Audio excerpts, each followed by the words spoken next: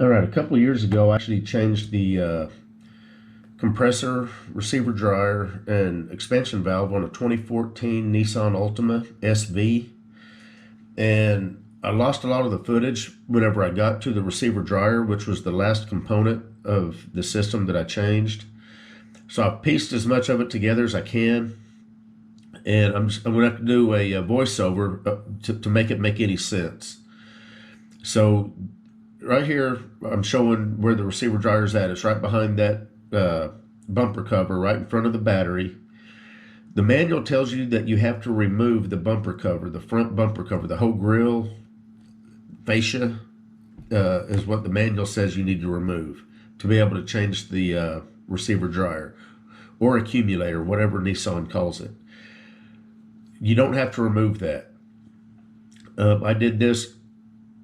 I was able to change the receiver dryer without removing the front bumper cover at all. Right, that core support cover right there, that plastic core support cover, you do need to remove that. You can remove the air intake duct if you need to. Of course, I removed it because I was going to change the compressor, and to be able to get down to the compressor, it makes it a lot easier. So I did remove that. Now there's the front bumper cover / grill, whatever you want to call it. You do need to remove the underneath the bottom shroud.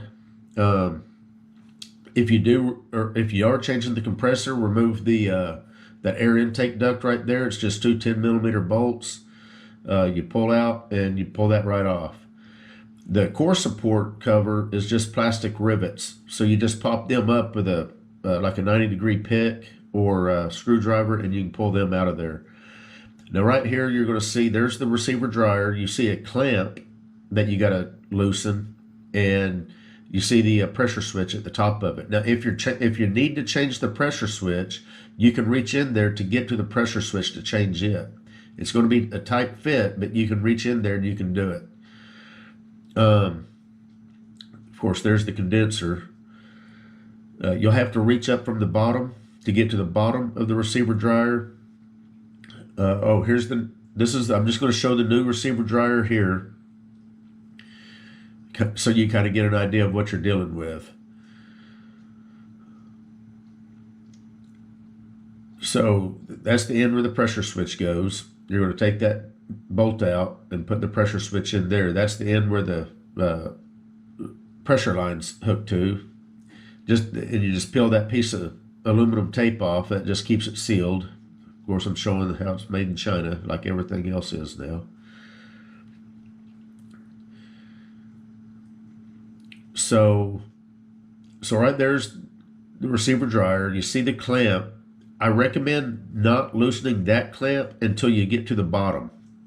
You want to take that bottom bolt out there first, and this is, I'm going to show you why. You're going to see when I go to loosen this that the lines start to twist. Now, if they would have twisted much more, I would have went ahead and tightened that upper clamp up. I loosened the upper clamp first, since I was already there and standing up.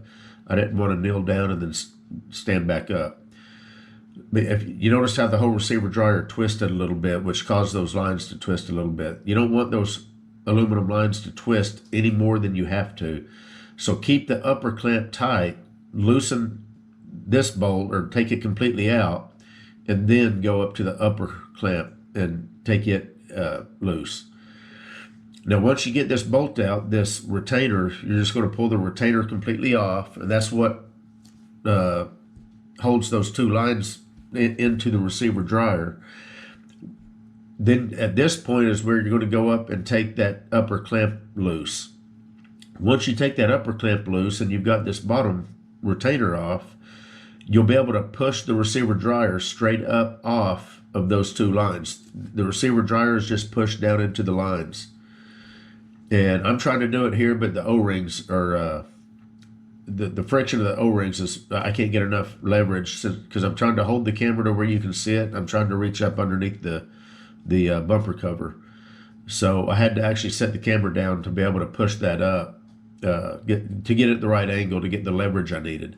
But there it is. It's still hooked up to the pressure switch. So you're going to just lay it off to the side so you can get to the pressure switch. And again, if you're not holding the camera like I am here, you're going to be able to do this a lot easier. I'm trying to do it one-handed.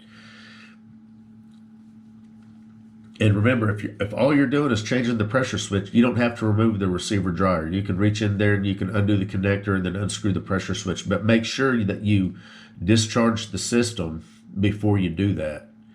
Otherwise, you're going to get a surprise whenever you get the pressure switch loose. And there's the receiver dryer. I think I show the O-rings on the lines here in just a second. There's the pressure switch. You're going to reuse that pressure switch so it unscrews out of that receiver dryer. There's the lines. You want to make sure you put new O-rings on those lines and lube them with refrigerant oil. There's the old compressor. You see the old compressor sitting back there.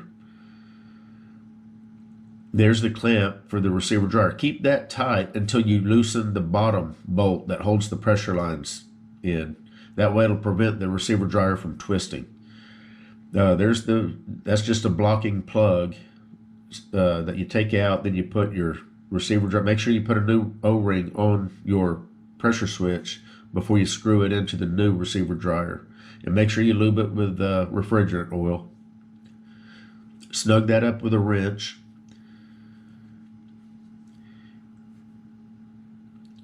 Doesn't have to be super tight, but because it's just an O-ring, you know, all it's doing is smashing that O-ring enough to prevent the refrigerant from leaking out. So you don't have to really tighten it up. And again, the front bumper cover is still installed. I did not have to remove it, but there's a lower air dam shroud that you have to drop down. And I'm sorry that that's all I've got as far as this. That was the last of the battery. The battery finally died. And I was just getting ready to start putting the receiver dryer in. And all you do is you just, I went ahead and hooked it up to the connector for the pressure switch because it was just easier to do it that way. And then make sure you take the old clamp off of the old receiver dryer, slide it onto the new one, put it down there. You can reach down, slide it down on the two lines that you should have new O-rings, and they should be lubed with refrigerant oil. And then slide it down on the lines, tighten everything up, and you should be good to go. And then put your, your core support cover on, your air duct, intake air duct, and then the lower shroud cover, and you should be all good. Pull a vacuum on the system with a vacuum pump, and then put in the right amount of refrigerant. And they recommend changing the receiver dryer anytime you had a compressor failure. So if you change your compressor out because your compressor quit, it is a good idea to change the receiver dryer.